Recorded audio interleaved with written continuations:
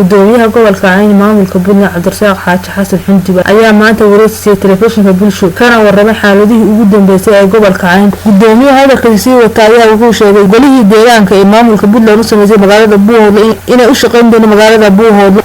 marka hore Bulsho TV way maadsan tahay haddii aan ka waramo horta gobolka xaaladiisa nabadgeliyo aad bay u wanaagsan tahay dhinac kasta marka laga eego hadday gudaheeda noqon lahayd iyo hadii maarta dhinaca darisyada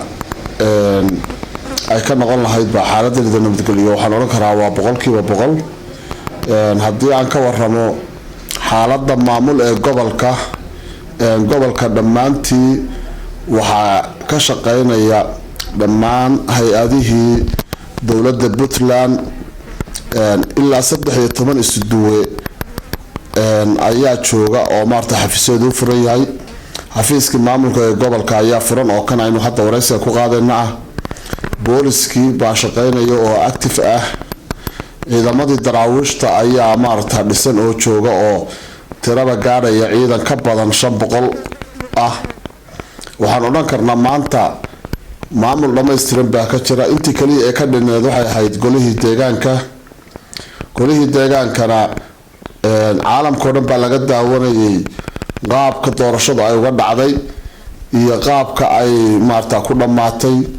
hadda waxa u dhisan baan oran karaa gobolka Cayn iyo degmada Buuhoodle maamul dhameystiran oo heer gobol iyo heer degmaba ah golihii deegaanka waa dhistiin laakiin waxa la sheegay shacabku sheegay in qabiilada qaar inay ka caawinayaan in lagu soo dirin golaha deegaanka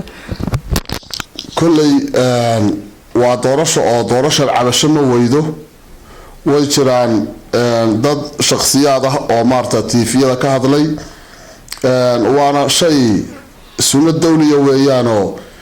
hadii doorasho dhacdo cabasho lama waayo meel kastaba markay doorashadu dhamaato waxaasoo dhan way burburaan oo way baaba'aan cabashooyin way jiraan qabaa'ilo tabanaya way jiraan waxa taaganna insha Allah ta'ala sixitaankeedii baan ku jirnaa waana saxayna hadii Ilaahay ka dhigo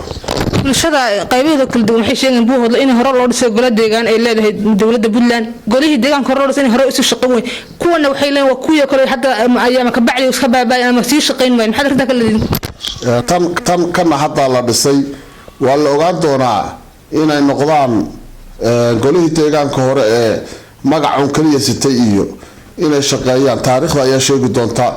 insha Allah waxaan rajayn doonaa inay noqdaan golo deegaan oo bulshada u adeega. Gudoomiyaha hadalkiisa wata ayaa wuxuu sheegay Soomaaliland inay Buuhoodle waxba ku lahayn sidoo Puntland u sameysay golaha deegaanka inay u lahayn Soomaaliland golo deegaan ayna tahay magaalada Buuhoodle magaalo ka tirsan maamulka Puntland gashadaasi mid macquul ma haday sheeganayso de calankeeda ka baban lahaa dawladeeda laga arki lahaa wasiirada maaragtay wasiirkeeda arrimaha gudaha iman lahaa halka Puntland wasiirkeeda arrimaha guduhu uu maaragtay toddobaad uu joogay oo si nabadgelyo uu ku yimid si nabadgelyo uu kaga baxay kana dhisay golihiisa deegaanka hadii ay leedahay waxaan oran lahaa ha yimaado wasiirka arrimaha gudaha ee maarta Soomaaliland ha yimaado golo deegaan ha dhiso markaas aan oran karnaa Soomaaliland waxay sheegan kartaa markaa bay sheegan kartaa laakiin haduusan iman karinin wasiirkeeda arrimaha guduhu waxay calaamad u tahay inaan meesha wax uga soo horeeyaa jirin ugu baaqaya inay la shaqeeyaan maamulkooda haduu yahay heer gobol iyo haduu yahay heer degmaba inay la shaqeeyaan maamulkooda xagga nabadgelyada kala shaqeeyaan xagga maamul dhaqaajinta kala shaqeeyaan xagga cashuuraha kala shaqeeyaan dhinac kastaba inay isku garab taagaan maamul haduusan helin bulshada garab taagan ma dhaqaaqo